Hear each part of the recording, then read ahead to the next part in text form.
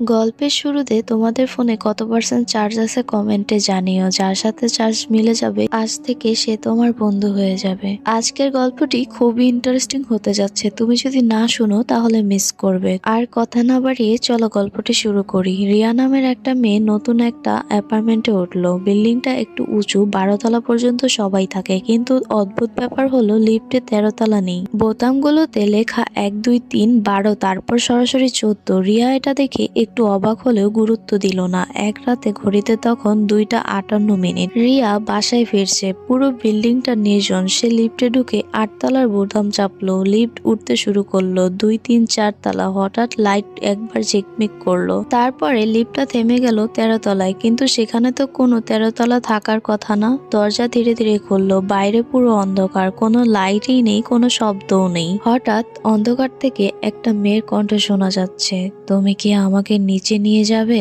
রিয়ার শরীর ঠান্ডা হয়ে গেল। সে বোতাম চাপতে লাগলো, দরজাটা বন্ধ করতে চাইলো, কিন্তু লিফট নড়ছিলই না। ধীরে ধীরে একটা মেয়ে ভেতরে ঢুকলো। তার চুল মুখ দিয়ে ঢেকে রেখেছে, পা দেখা যাচ্ছে না, মনে হচ্ছে সে ভেসে আছে। সে এসে দাঁড়ালো রিয়ার পাশে। তারপর খুব আস্তে করে বলল, তুমি কি জানো এই তলায় কেউ আসে না কেন? রিয়া ভয় পেয়ে চোখ বন্ধ করে ফেললো। হঠাৎ লিফট আবার চলতে শুরু করলো। দরজা খুললো 8 তলায়। রিয়ার চোখ খুলে দেখে সে একা, মেয়েটা নেই। সে দ্রুত বাসায় গিয়ে দরজা বন্ধ করে দিল, কিন্তু আয়নায় তাকিয়ে সে জমে গেল। তার পেছনে দাঁড়িয়ে আছে সেই মেয়েটা আর ফিসফিস করে বলছে, আমি তো তোমার সাথেই নেমে এসেছি। পরের দিন রিয়ার কোনো খোঁজই পাওয়া যায়নি, শুধু লিফটের ভেতরে একটাই নতুন বোতাম দেখা গেল। তারপর থেকে রাত 3টার পর লিফটে উঠলে মাঝে মাঝে 13 তলায় থেমে যায়, আর কেউ একজন জিজ্ঞাসা করে, নিচে নামবে?